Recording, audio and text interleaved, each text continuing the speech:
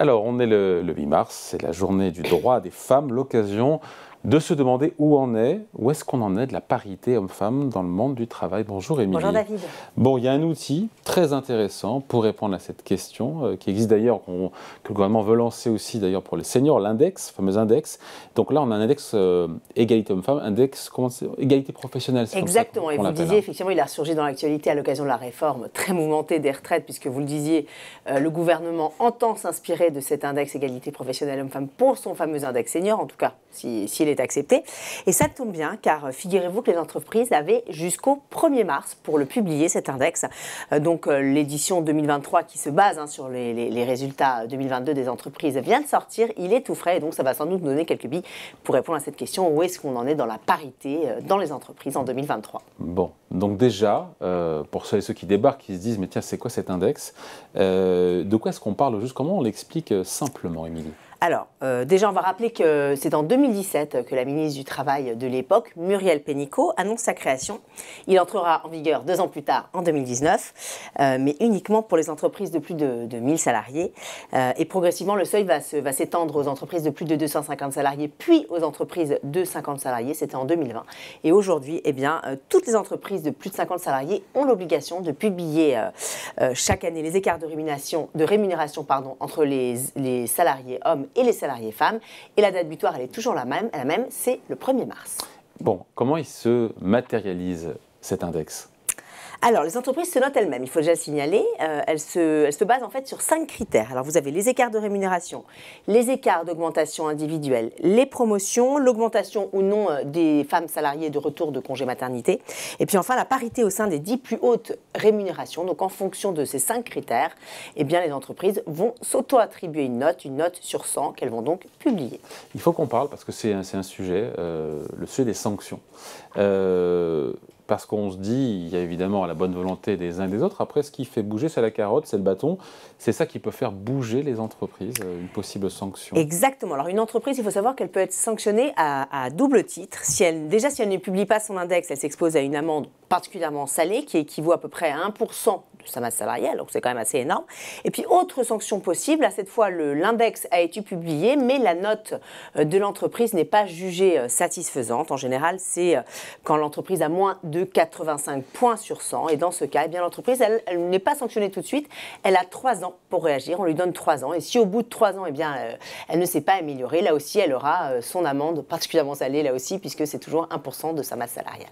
Alors ça, évidemment, ça c'est pour la théorie, c'est ce qu'on lit dans les livres. Dans la réalité, dans les faits, ça donne quoi? Est-ce qu'on peut déjà dresser une espèce de bilan sur l'an dernier, sur 2022? Alors, on va commencer par les bons points, tant qu'à faire. Alors, c'est le ministère du Travail. Les bons points. Les bons points, les bons points de cet index.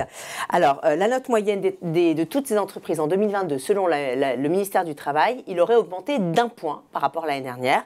On serait donc cette année sur une note moyenne de 86 sur 100, alors qu'on était à 85 sur 100 en 2021 et 84 sur 100 d'ailleurs en 2020. Donc, vous voyez une belle progression.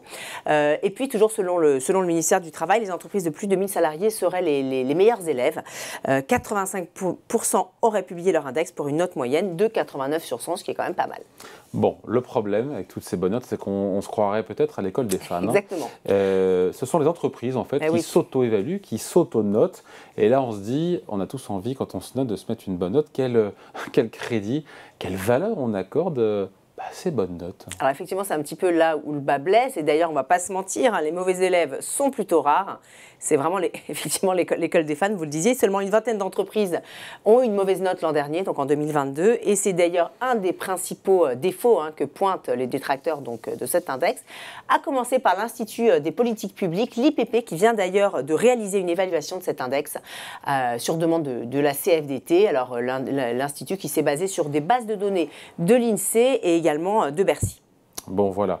Et la conclusion donc, de l'IPP, l'Institut des politiques publiques, est un petit peu en contradiction, apporte un bémol, on va dire, en tout cas tranche avec ce satisfecit qu'a dressé l'exécutif, le gouvernement. Exactement. Alors l'Institut des politiques publiques n'y va pas par quatre chemins. Cet index, nous dit-il, n'a pas d'effet à court terme sur la réduction des inégalités salariales entre les hommes et les femmes. Et pour cause, David, beaucoup d'entreprises ne joueraient pas le jeu, selon l'Institut.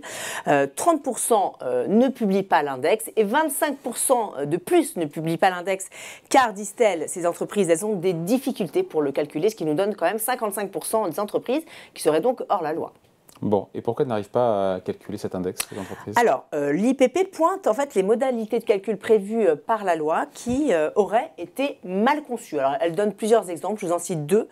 Par exemple, si dans une entreprise où vous n'avez pas au moins 3 hommes et 3 femmes dans un groupe, eh bien, on ne peut pas faire de comparaison salariale entre ces 3 hommes et ces 3 femmes. Donc voilà, ça ne marche pas, ça ne rentre pas dans le calcul. Autre exemple, autre aberration, les salariés de moins de 6 mois d'ancienneté sont également exclus des calculs. Donc vous voyez, toutes ces méthodes de calcul ne reflètent pas vraiment la réalité. Il y a beaucoup de salariés qui ne rentrent pas en compte dans ces calculs. Donc on finit là-dessus, Émilie, des possibles sanctions. En théorie, est-ce que dans la pratique, ça donnait quoi en 2022, les sanctions? Alors, preuve que cet index, David, n'est pas très coercitif. En 2022, seules 32 entreprises ont été sanctionnées, ce qui est quand même très peu. Finalement, il n'y a eu pratiquement que des mises en demeure, parce que je vous disais, les entreprises ont 3 ans pour s'améliorer quand elles ne publient pas quand les notes ne sont pas jugées satisfaisantes. Donc effectivement, il y a eu beaucoup de mises en demeure, il y en a eu à peu près 300, donc 85% pour non-publication et 11% pour mauvaise note. Vous voyez donc, cet index, il est vraiment perfectible. Et en attendant effectivement des possibles améliorations, je crois que Matignon a quand même prévu effectivement des évolutions dans cet index. L'exécutif a en tout cas prévu de l'étendre, cet index, à la fonction publique d'État. Ça sera dès cet été, donc l'été 2023. Et puis, il sera également étendu à la fonction publique territoriale et hospitalière. Et là, ça sera en 2024.